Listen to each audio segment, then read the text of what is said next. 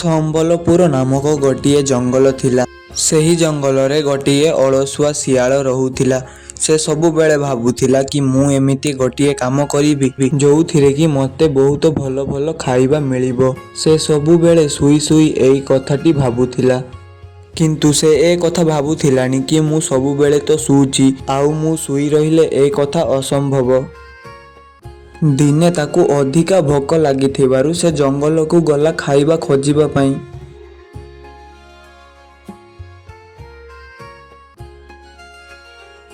କିନ୍ତୁ ସେ ବହୁତ ସମୟ ଖୋଜିଲା ପରେ ତାକୁ କିଛି ବି ଖାଇବା ମିଳିଲା ନାହିଁ। ତାପରେ ସେ ନିରାଶ ହୋଇ ଗୋଟିଏ ଗଛ ପାଖକୁ ପଳାଇ ଆସିଲା। ଆଉ ସେଠି ଆସି ସେ ଭାବିଲା, ଆରେ ମୋତେ ତ ବହୁତ ଜୋରରେ ଭୋକ ଲାଗିଲାଣି। ମୁଁ ଏବେ କ'ଣ କରିବି? ମୋତେ କିଛି ଗୋଟେ ଉପାୟ ଭାବିବା ପାଇଁ ହବ। ଆରେ ରାଜାଙ୍କ ପାଖକୁ ଯିବି, ଆଉ ମୁଁ ତାଙ୍କୁ ଯାଇ କହିବି କି ମୁଁ ତମ ପାଖରେ ମନ୍ତ୍ରୀ ହୋଇ ରହିବି, ଆଉ ତାଙ୍କ ପାଖକୁ ବୋକା ବନେଇ ଶିକାର ନେଇଯିବି। ଆଉ ତାପରେ ରାଜା ଆଉ ମୁଁ ମିଶିକି ସେ ଶିକାରକୁ ଖାଇବା। ଆଉ ଏମିତି କରିଲେ ଜଙ୍ଗଲର ସବୁ ପଶୁପକ୍ଷୀମାନେ ମୋତେ ଡରିବେ।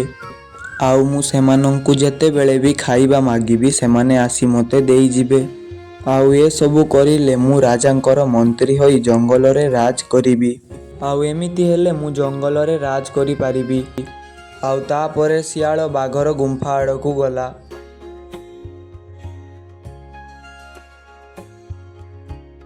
ଆଉ ତାପରେ ଶିଆଳ ଗୁମ୍ଫା ଭିତରକୁ ଯାଇ ବାଘ ଆଡ଼କୁ ଗଲା।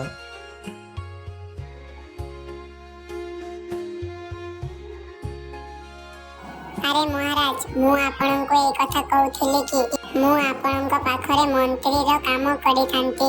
ଏହା ହେଲେ ମୁଁ ଜଙ୍ଗଲର ପଶୁ ପକ୍ଷୀ ମାନଙ୍କୁ ବୋକା ବନେଇ ଆପଣଙ୍କ ପାଖକୁ ନେଇ ଆସିବି। ଆଉ ତାପରେ ଆପଣ ତାକୁ ମାରିଦେବେ। ଆଉ ତାପରେ ସେ ସବୁକୁ ଆପଣ ମନ ଇଚ୍ଛାରେ ଖାଇପାରିବେ। ଏହା ହେଲେ ଆପଣଙ୍କର ଆଉ ମୋର ଦୁଇ ଜଣଙ୍କର ପେଟ ପୁରିଯିବ।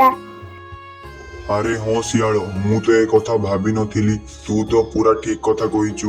ତାହେଲେ ଆଜିଠାରୁ ତୁ ହଉଛୁ ମୋର ମନ୍ତ୍ରୀ। ଜଙ୍ଗଲର ସବୁ ପଶୁ ପକ୍ଷୀ ମାନଙ୍କୁ ବୋକା ବନେଇ ମୋ ପାଖକୁ ନେଇ ଆସିବୁ, ଆଉ ତାକୁ ମାରି ମୁଁ ଖାଇବି। ଏହା ହେଲେ ତୋର ବି ପେଟ ପୁରିବ, ଆଉ ଯଥେଷ୍ଟ ଖାଇବା ମୋତେ ବି ମିଳିବ। ଆଉ ଏମିତି ହେଲେ ମୋତେ ବି କୁଆଡେ ଯିବା ପାଇଁ ପଡିବନି। ତାହେଲେ ତୁ ଏବେ ଯା, ମୋତେ ବହୁତ ଭୋକ ଲାଗିଲାଣି। ତୁ ଜଙ୍ଗଲରୁ କାହାକୁ ଗୋଟିଏ ବୋକା ବନେଇ ଆସିବୁ। ଆରେ ହଉ ମହାରାଜ, ତମେ ଚିନ୍ତା ନିଅନି। ମୁଁ ଏବେ ଯାଉଛି ଜଙ୍ଗଲକୁ, ଆଉ କାହାକୁ ଗୋଟିଏ ବୋକା ବନେଇ ଆସିବି। ତାପରେ ତମେ ତାକୁ ମାରି ଖାଇଦେବ। ଓ ମହାରାଜ, ମୁଁ ଏବେ ଯାଉଛି। ଆଉ ତାପରେ ଶିଆଳ ଯାଇ ଜଙ୍ଗଲର ସବୁ ପଶୁପକ୍ଷୀମାନଙ୍କୁ କହିବା ପାଇଁ ଲାଗିଲା, ଆରେ ଶୁଣ ସମସ୍ତେ, ମୁଁ ହଉଛି ଆଜିଠାରୁ ବାଘର ମନ୍ତ୍ରୀ। ତମେ ସମସ୍ତେ ମୋ କଥା ମାନିବ, ଆଉ ମୋତେ ଆଣି ଖାଇବା ଦେବ। ନହେଲେ ମୁଁ ତମମାନଙ୍କ କଥା ଯାଇ ମହାରାଜ ପାଖରେ କହିଦେବି। ତାପରେ ତମମାନଙ୍କୁ ମହାରାଜ ଯାହା କରିବେ ଆଉ। ତାପରେ ସେଠି ଥିବା ଗାଈ କହିଲା,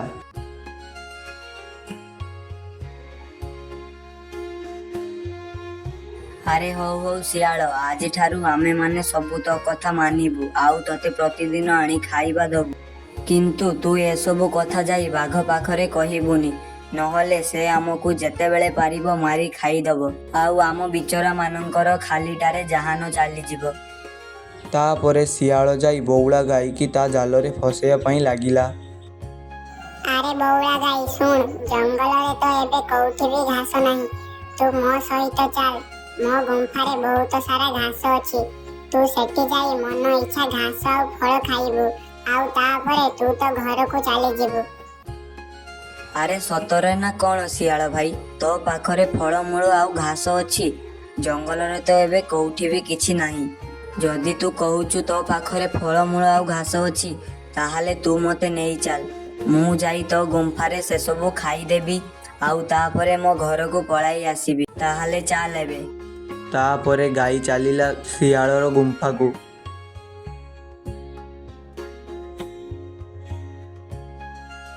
ଶିଆଳଟି ବଉଳା ଗାଈକୁ ବାଘର ଗୁମ୍ଫା ଆଡ଼କୁ ନେଇ ଆସିଲା।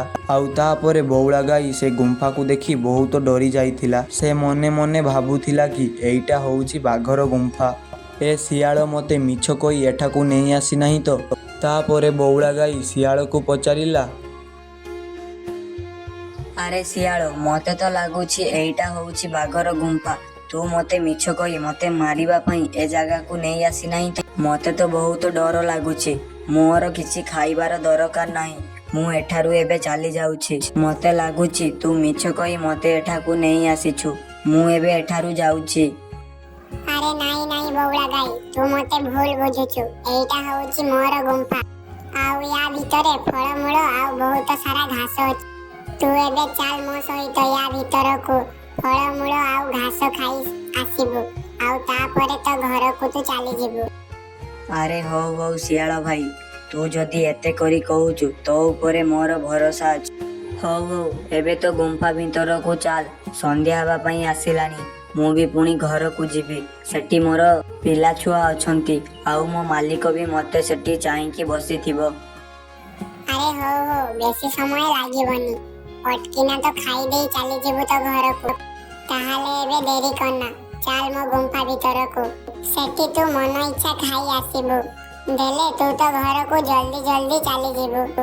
ଆଉ ତାପରେ ସେମାନେ ଗୁମ୍ଫା ଭିତରକୁ ଚାଲିଲେ।